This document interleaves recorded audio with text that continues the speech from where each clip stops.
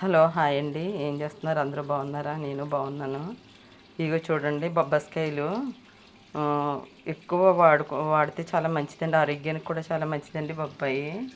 నేను ఎక్కువ తీసుకుంటానండి. ఒక్కొక్కసారి టిఫిన్ తినండి. నేను టిఫిన్ తింటే ఈ బొబ్బస్కాయ ముక్కలే తింటాను, కానీ తినండి పెద్ద.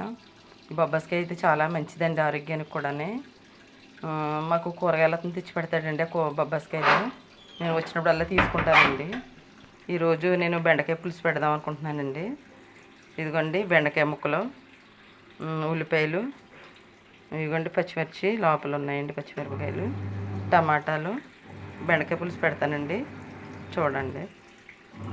ఇదిగోండి కళాయి పెట్టాను, కళాయి పెట్టి ఆయిల్ పోసాను. దీంట్లో మనకి కొంచెం ఇదిగోండి మెంతులు,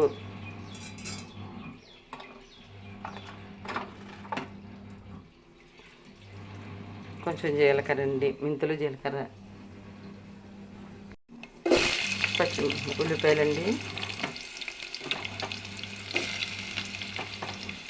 ఇవిగోండి పచ్చిమిరపకాయలు. ఇవి బాగా వేగాలండి. ఇవిగండి బెండకాయ పులుసుకి ఉల్లిపాయలు వేగిపోయినాయి. మనం ఇప్పుడైతే బెండకాయ ముక్కలు వేసుకోవాలి. బెండకాయలు టమాటాలు వేసుకోవాలి.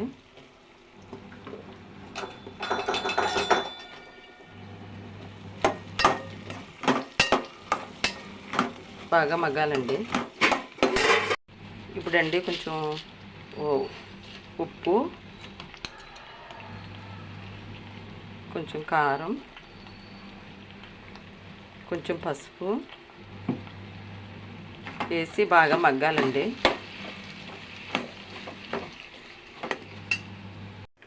ఇదిగోండి చింతపండు పులుపు పోసేసాను, చాలా మటుకు మరిగింది.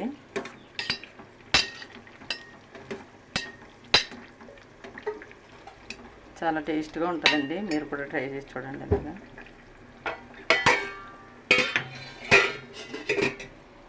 అది ఉప్పు చూడు దగ్గర మరిగిపోయినట్టుంది.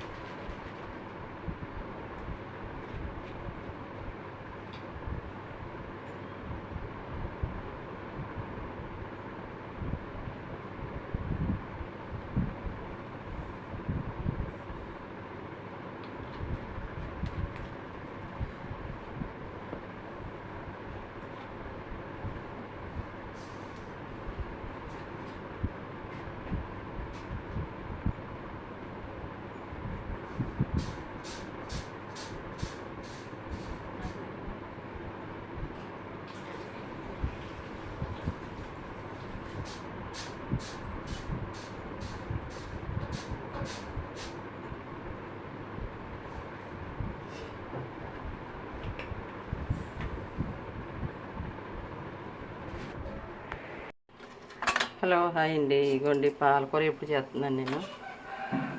ఉల్లిపాయలు వేసి మీలో ఎంతమంది చేస్తారు కామెంట్లో తెలియజేయండి. ఇదిగోండి జీలకర్ర, ఆవాలు, శనగపప్పు, ఇదిగోండి ఒక మిర్చి, ఇదిగోండి పచ్చిమిరపకాయలు, ఉల్లిపాయలు వేసి ఫ్రై అవ్వాలండి. ఇదిగోండి ఉల్లిపాయలు వేగిపోయినాయి. పాలకూర ఇప్పటికి ఇదిగోండి పాలకూర ముక్కల కింద కోసేసానండి. వీటిని ఉల్లిపాయల్లోనే కొంచెం పసుపు ఉప్పు వేసానండి, మగ్గిపోతుంది. అంటే ఆకుకూరల్లో కొంచెం ఉప్పు తక్కువ పడుతుంది. ఇదిగోండి ఇది బాగా వేగాలి.